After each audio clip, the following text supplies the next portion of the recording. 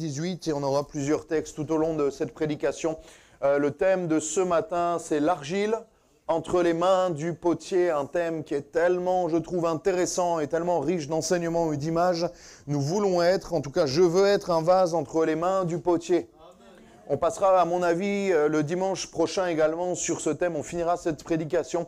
L'argile entre les mains du potier, le vase entre les mains du potier. Et Jérémie 18:1 nous dit la parole qui fut adressée à Jérémie de la part de l'Éternel en ces mots. Lève-toi et descends dans la maison du potier. Là, je te ferai entendre mes paroles. Je descendis dans la maison du potier. Là, je te ferai entendre mes paroles, pardon. Je descendis dans la maison du potier. Et voici, il travaillait sur un tour. Verset 4. Le vase qu'il faisait ne réussit pas. Comme il arrive à l'argile dans la main du potier, il en refit un autre vase, tel qu'il trouva bon de le faire. Et la parole de l'Éternel me fut adressée en ces mots. Ne puis-je pas agir envers vous comme ce potier, maison d'Israël, dit l'Éternel. Voici, comme l'argile est dans la main du potier, ainsi vous êtes dans ma main, maison d'Israël. Amen. L'image du potier qui est Dieu et nous qui sommes l'argile, le vase qui sommes entre les mains de Dieu. Nous sommes comme façonnés, comme travaillés, comme ce potier est en train de travailler cette argile, ce vase pour en faire un vase. Et on va le voir tous ensemble.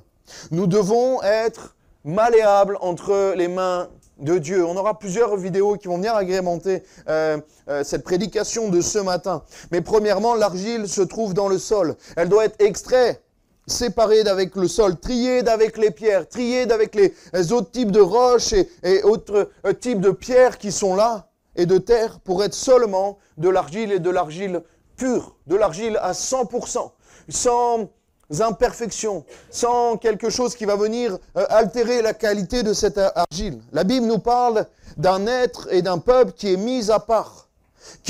Un peuple, un chrétien doit sortir du milieu des autres peuples.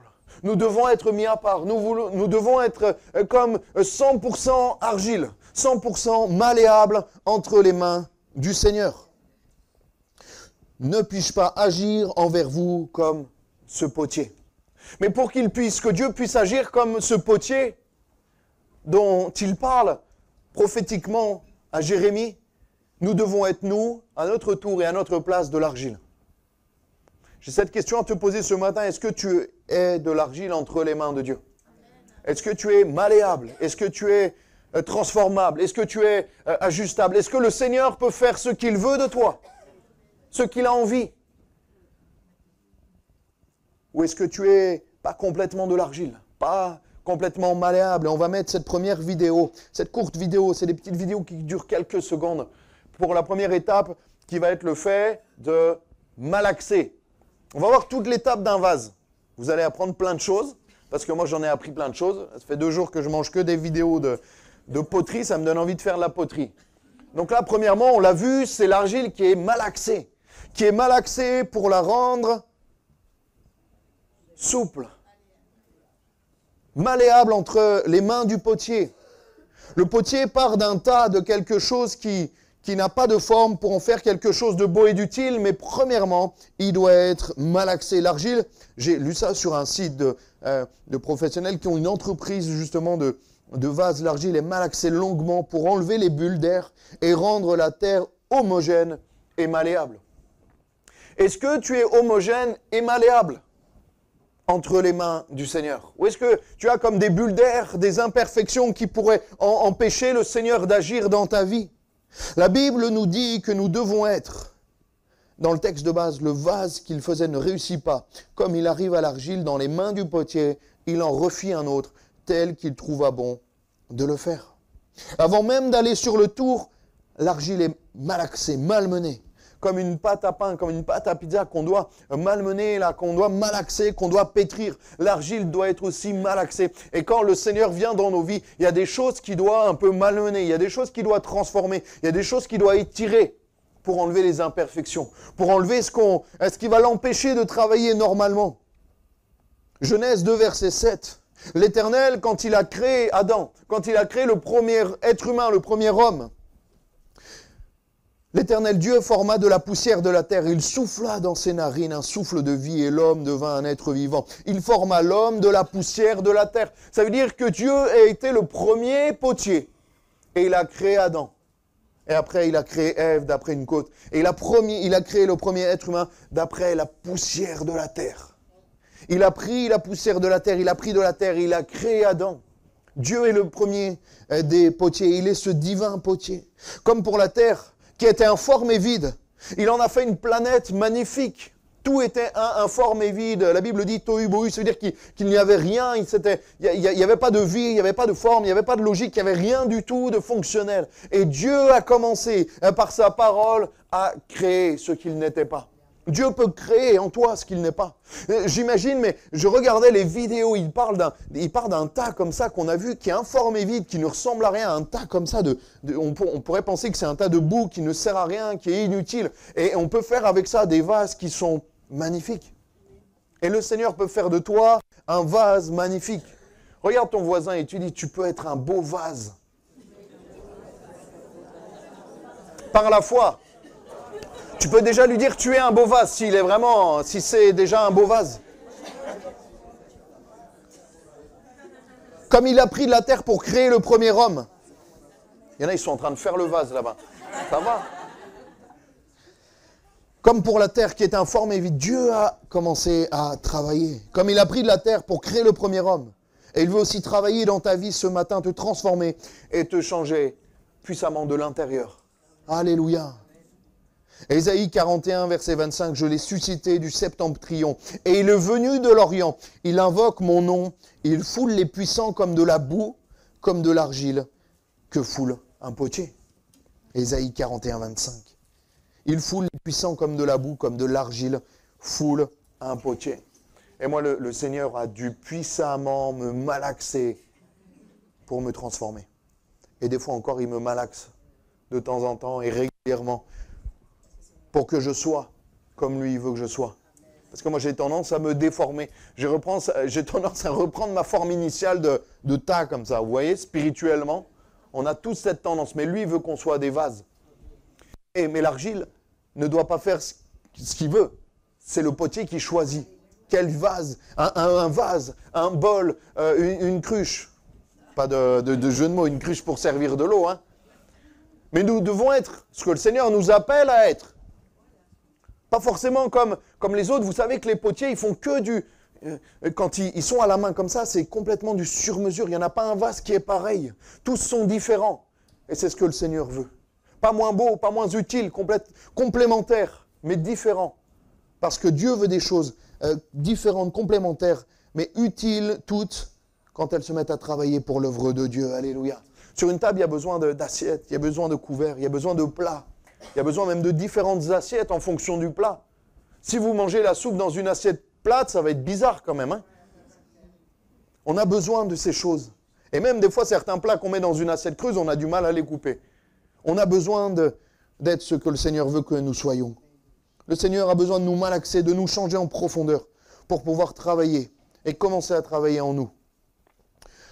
Le spécialiste disait, une fois que la terre a atteint la souplesse nécessaire, on va pouvoir passer à une autre étape. Et le Seigneur a besoin d'enlever de nos bulles d'air. Nos bulles d'air, ça symbolise aussi le fait d'être nous-mêmes, le moi, le je, ma personne. Le Seigneur a besoin d'extraire toutes ces bulles d'air, notre orgueil, notre façon de penser, notre religiosité, nos mauvaises croyances, nos perceptions qui sont là et qui viennent freiner l'action de Dieu dans nos vies et le fait qu'on ne soit pas complètement malléable, où il y a des bulles d'air qui viennent comme gâcher le travail de Dieu. Le Seigneur doit enlever ces choses qui ne sont pas à sa gloire et qui peuvent freiner son action. Voici comme l'argile est dans la main du potier, ainsi vous êtes dans ma main, maison d'Israël. Il est bon de se laisser malaxer par le Seigneur, même si ça fait mal. Même si des fois c'est toujours pour notre bien. Des fois j'ai l'impression d'être une pâte à pain, vous savez, à l'ostéo, chez l'ostéopathe, chez le kiné. Mais c'est toujours pour notre bien, même si des fois on le ressent que 2-3 jours après. Pendant 2 jours on a mal, mais on sait que le mieux doit arriver normalement. Et il nous parle gentiment, crac, il fait craquer. Quand il nous parle, il nous pose une question, généralement c'est qu'après ça va craquer juste après. Moi, je me concentre sur la question, et après Mais ça nous fait du bien. Même si ça fait du mal, ça fait du bien. C'est exactement pareil quand le Seigneur vient à nous travailler. Il est bon de se laisser travailler par le Seigneur. Et après, on va voir qu'on peut mettre la vidéo 2, c'est le tournage, la mise en forme. Bon là, encore un peu malaxé, hein, vous sentez que... Et il va prendre de l'eau, regardez, il va prendre de l'eau et il va commencer à travailler. C'est magnifique quand même. Hein. Et là, vous pouvez vous voir au milieu avec les mains de Dieu. Voilà. Vous êtes beau, hein? Non, pas encore tout à fait beau. Regardez comme il travaille. Moi, ça m'impressionne. Ça m'a donné envie de faire de la poterie. On fera un atelier poterie. Ça vous dit? Alléluia. On va être des beaux vases. On mettra les étagères, on les mettra partout, nos vases. Moi, je suis là, je suis un beau vase. J'étais une mince informe, je ne ressemblais pas à grand-chose. Le Seigneur m'a changé. Alléluia. Avant tout, de commencer pour le mettre sur le tour, il faut humidifier l'argile. Sinon, on ne peut pas travailler. Sinon, il n'y a pas une symbiose entre l'argile et les mains du potier. Sinon, ça va râper, il n'y aura pas de modification de l'argile. L'argile ne pourra pas être travaillée s'il n'y a pas entre les mains de Dieu et le pot, cette humidité, cette eau qui est là. Et ça nous parle de la révélation du Saint-Esprit, de l'action du Saint-Esprit dans nos vies, qui va faciliter quoi? Notre relation avec Dieu. Notre communion, le travail en Dieu, de Dieu en nous, se fait au travers du Saint-Esprit. Dieu va dire, mais qui dites-vous que je suis? Et Pierre va dire, tu es Jésus, le Fils de Dieu, le roi, celui qui a envoyé. Ça, c'est pas en nous, ça on ne le sait pas. Et le Christ va dire, mais ça, c'est ce que tu dis, tu ne l'as pas appris à l'école. Ça, c'est une révélation du Saint-Esprit. Et nous avons besoin, pour que le Seigneur commence à travailler en nous, d'une révélation puissante du Saint-Esprit, qui vient dans nos cœurs et qui vient commencer à nous changer, nous transformer, nous humidifier, nous rendre malléables entre les mains de Dieu. Alléluia. J'aurais dû avoir un tour là et faire une démo. J'aurais pas mis ce costume blanc, vous l'imaginez. Mais l'argile n'est transformable et manipulable qu'une fois qu'il est arrosé. Qu'une fois qu'il va être arrosé entre les mains du potier. Acte 3, verset 19 nous dit, je crois que je l'ai lu vendredi ou c'était mardi à Cimier, « Repentez-vous donc et convertissez-vous pour que vos péchés soient effacés. » Ça, c'est le malaxage. Convertissez-vous et repentez-vous. Ça, c'est le côté un peu moins agréable. On te tape dessus. Voilà, ça chamboule hein, quand il y a la révélation du Saint-Esprit, quand tu te rends compte que tu n'es qu'une masse informe d'argile qui ne sert pas à grand-chose. C'est ça la révélation. Excusez-moi d'être un peu brut, hein, mais c'est ça. Hein. Tu réalises que tu croyais que tu étais stylé, mais en fait, tu n'es pas stylé. C'est ça la révélation. Donc ça remue un peu à l'intérieur. Mais après, ça finit bien. Alléluia. Et là, ça c'est l'humidification du Saint-Esprit. Là, alléluia, on finit. Afin que des temps de rafraîchissement viennent de la part du Seigneur. Afin. Donc, repentez-vous et convertissez-vous. Afin. C'est-à-dire que s'il n'y a pas la première étape, il n'y a pas la deuxième. Si vous n'êtes pas converti, si vous n'êtes pas repenti, eh bien le temps de rafraîchissement qui vient de la part du Seigneur ne peut pas venir. Mais le Seigneur va l'envoyer, verset 20, et qu'il envoie celui qui vous a été destiné, Jésus-Christ. Alléluia. Et le Seigneur travaille en nous au travers du Saint-Esprit. Quand il est retourné au ciel, il a dit, je m'en vais auprès de Dieu, mais je ne vous laisse pas orphelin, je vous envoie le consolateur, l'esprit de révélation. Alléluia. C'est-à-dire que Dieu travaille maintenant, aujourd'hui, au travers du Saint-Esprit en nous. Et c'est cette eau qui va venir nous façonner. On l'a vu dans cette deuxième vidéo, ça nous parle du tournage, de la mise en forme du vase. Le tournage est une technique très ancienne qui nécessite, c'est pas de moi, un vrai savoir-faire. Cette façon de modeler la terre est l'une des plus difficiles à maîtriser.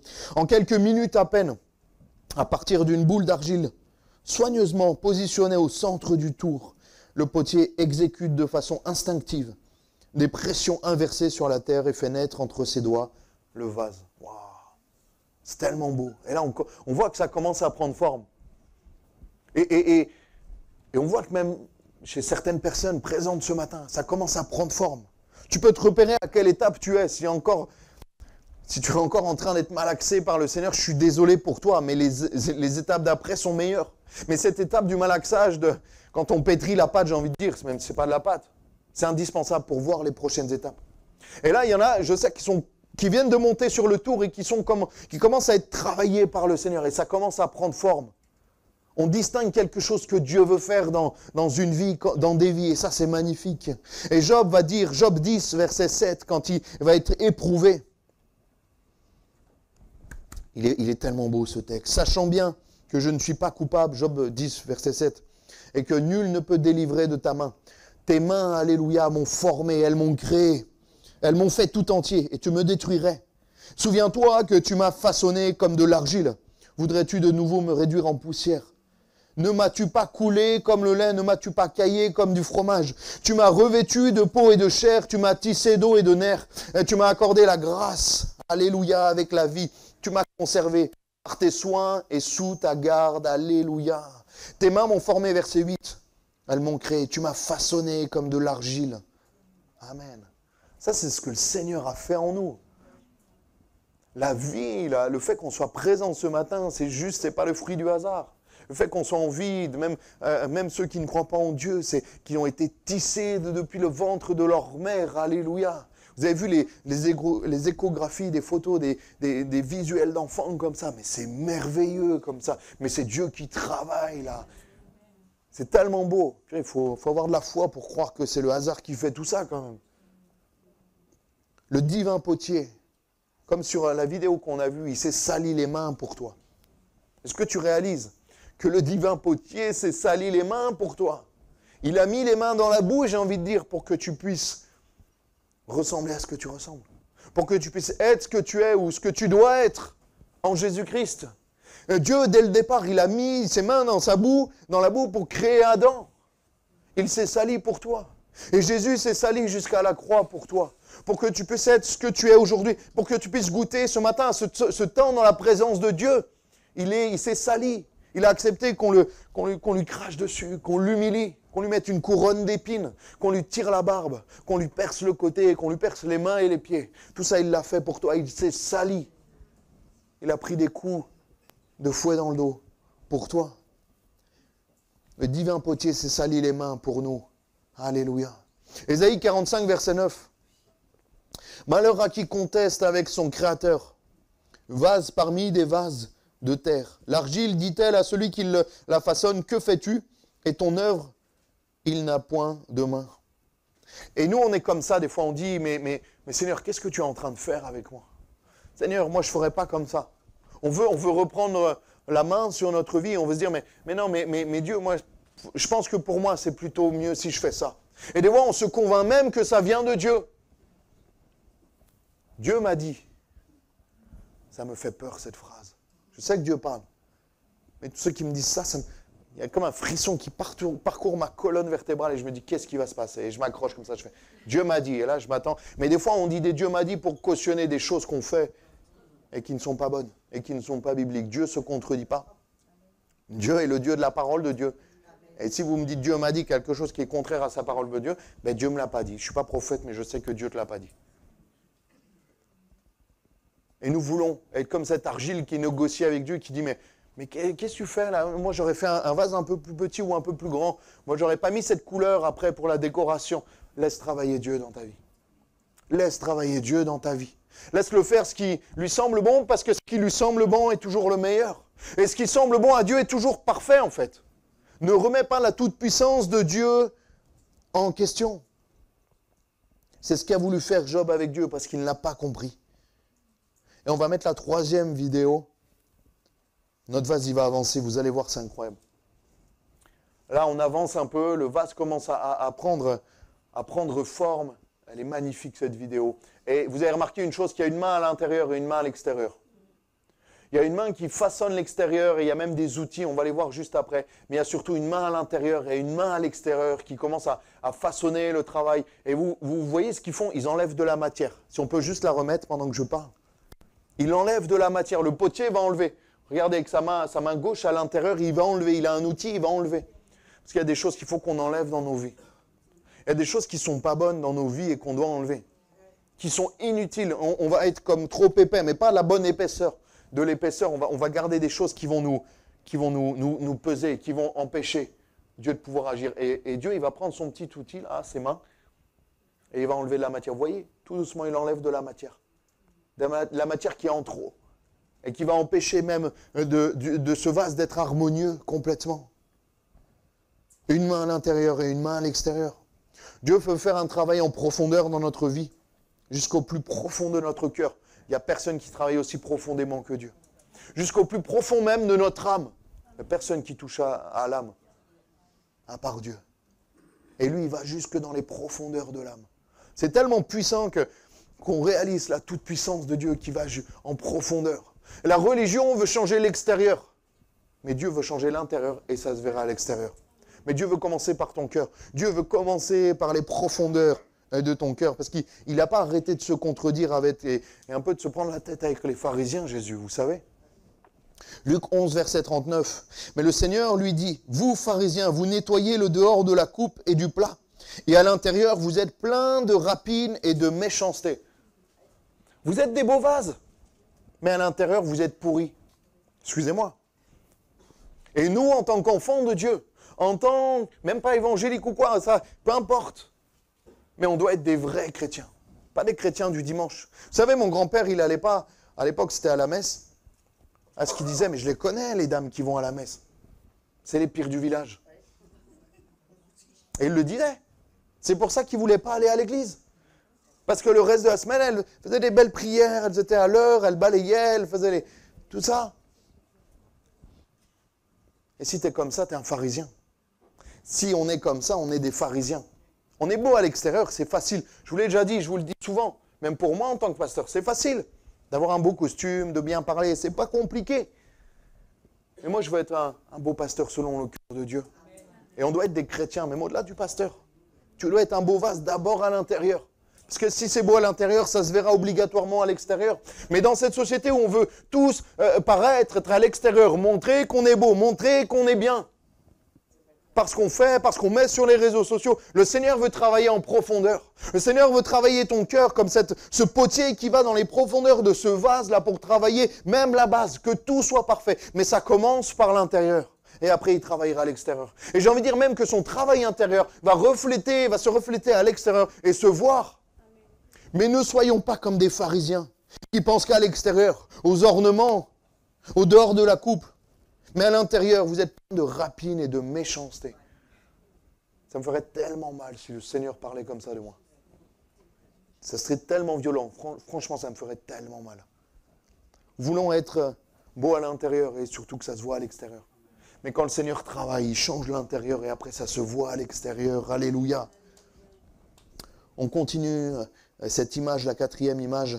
On voit les différents outils. Tout ça sont des outils pour travailler en fait l'argile, une fois qu'il est humide. Donc on voit qu'il y a des choses. Le premier, ça doit pour enlever de la matière, faire des dessins aussi dessus. On voit le crayon, on voit le pinceau. Et il y a même des fois des éponges qu'ils ont utilisées. Il y a des brosses plus ou moins épaisses en fonction de là où on en est, du travail qu'il y a à faire. Certains utilisent même des couteaux pour enlever de la matière. Nous avons besoin d'être façonnés par les outils de Dieu. Et Dieu a plein d'outils pour nous façonner. Ça peut être au travers du Saint-Esprit, au travers de sa parole qui nous parle, au travers des frères et sœurs, même les moins aimables. J'ai amené une mamie, je me souviens. Je vous en ai parlé, Madame Moignan. Elle est toujours de ce monde. Elle doit être encore plus vieille que M. Musard et Janine. Vraiment, Madame Moignan, arménienne. Un caractère, les amis. Un caractère terrible. Et elle allait, mais elle ne marchait pas. Elle faisait des petits pas comme ça. Et moi, souvent, je voulais aller vite, donc je la prenais par le bras. Et puis, je devais aller à son rythme. Et cette dame, elle m'a appris, au travers du Seigneur et de son mauvais caractère, elle m'a appris à être patient. Elle m'a appris à ne pas râler pour faire les choses. Personne ne me voyait faire ça. Personne ne me voyait, mais je la prenais, elle m'appelait. Je passais la voir. Un jour, c'était gelé devant chez elle. Elle n'a pas voulu sortir. On a mis une demi-heure à aller jusqu'à la voiture. Pourtant, je m'étais garé à 2 mètres de la sortie. Mais Samuel ne râle pas. Samuel, fais-le avec joie. Samuel. Mais moi, j'avais juste envie de râler. Madame Moignan, bonne soirée. À la prochaine. On verra pour une prochaine. Que Dieu vous bénisse. Je prie pour vous. Soyez bénis, Madame Moignan. Mais non, il fallait l'amener à l'église.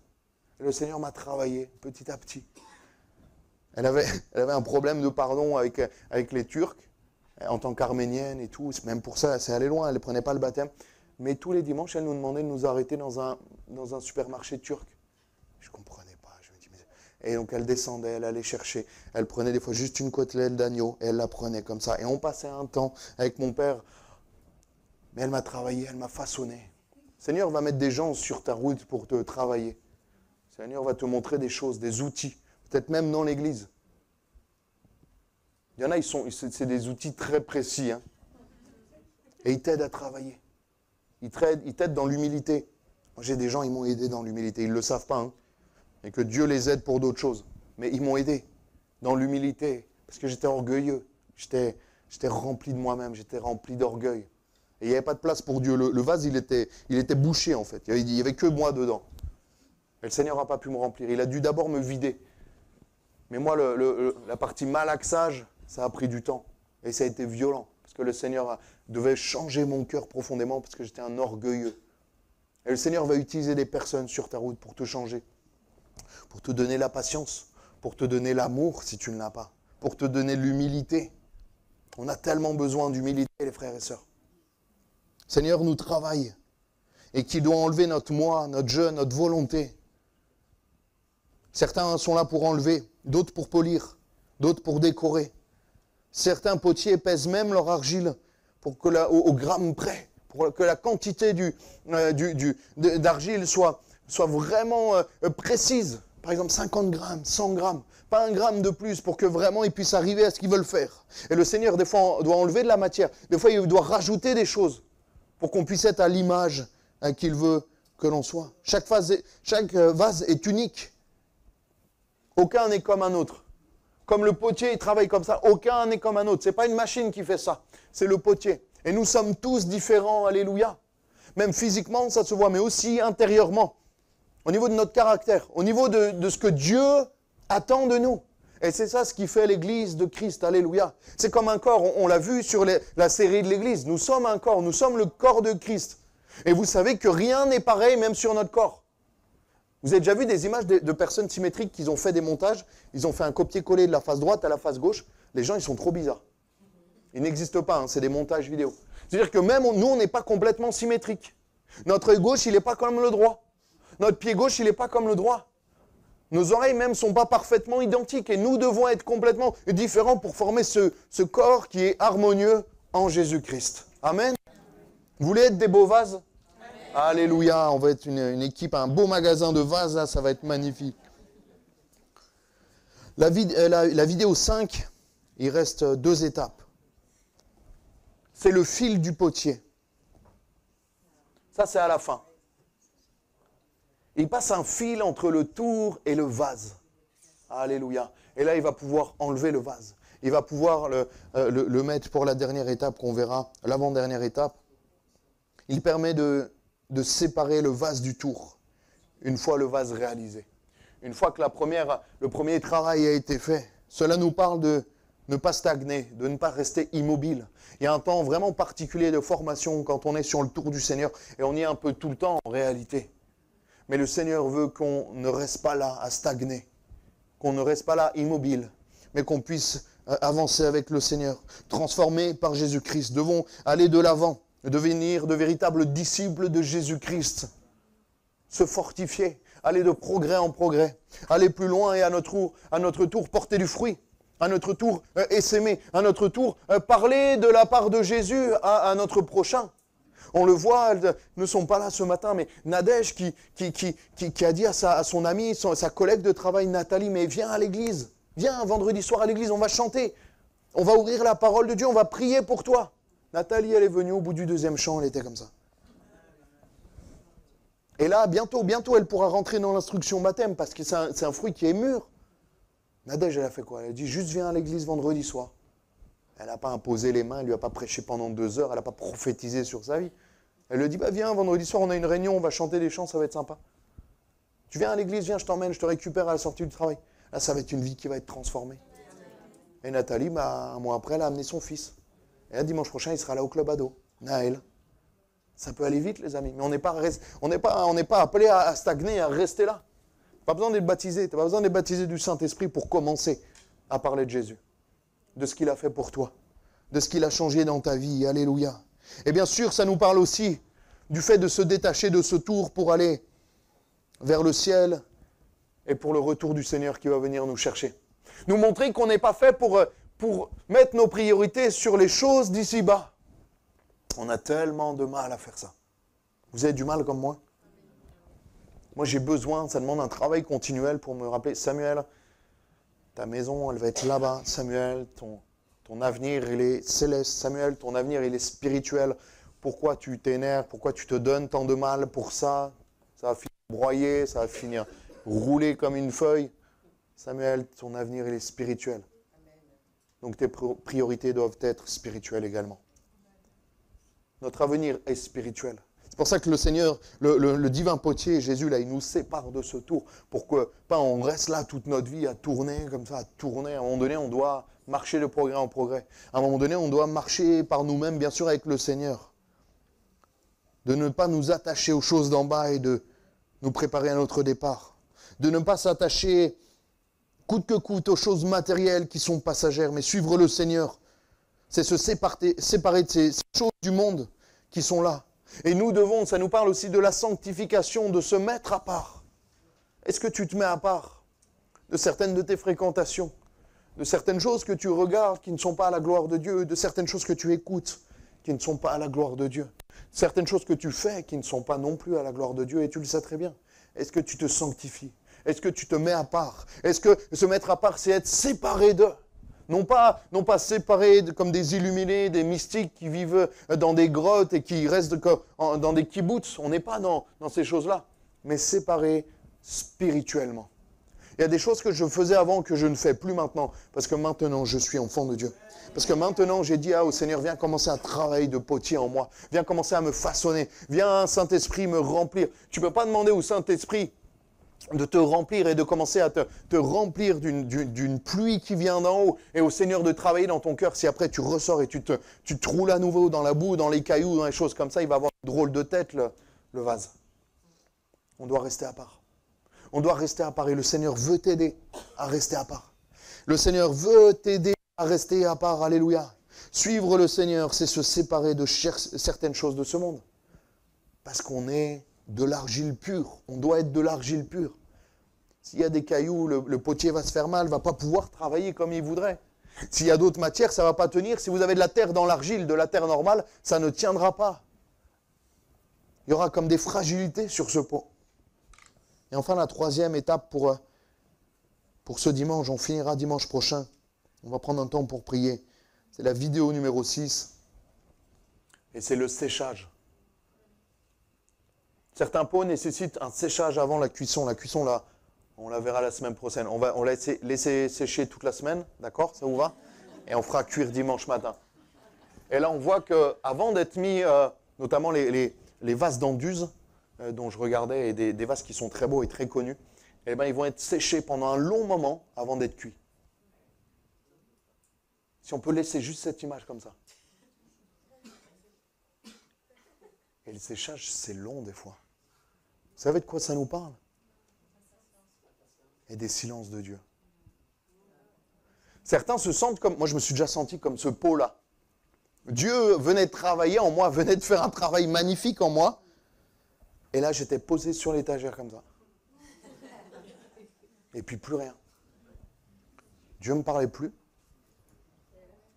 Je ne le voyais plus. Je ne l'entendais plus. Je ne le sentais même plus. Et j'étais comme ça. Comme ce pot qui est là. Et qui est en train juste de sécher. Les silences de Dieu dans ta vie sont tellement précieux également. Les silences de Dieu, Lamentation 3, 26 nous dit « Il est bon d'attendre en silence le secours de l'Éternel. » Parce que les silences de Dieu vont te faire grandir. Vont faire grandir ta foi. Vont aider à te fortifier. Les silences de Dieu sont bons. Un temps où il ne semble pas se passer grand-chose. Comme si le potier était absent et silencieux. Mais la Bible nous dit qu'il n'est jamais absent. Mais des fois, il est silencieux.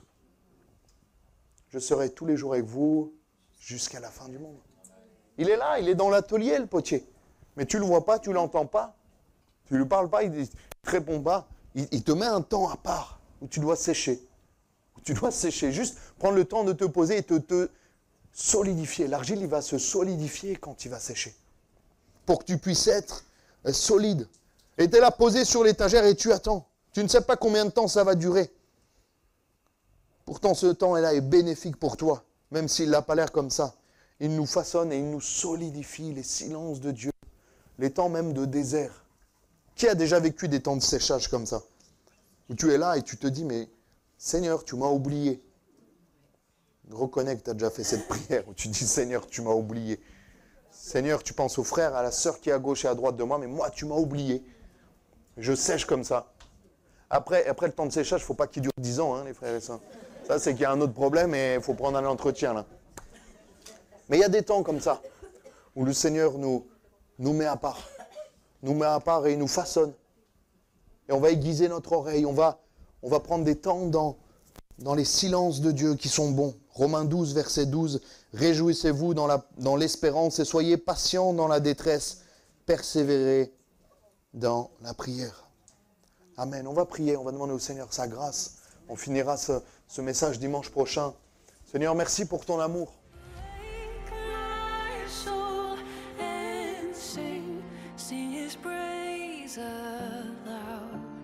Sing his praise aloud.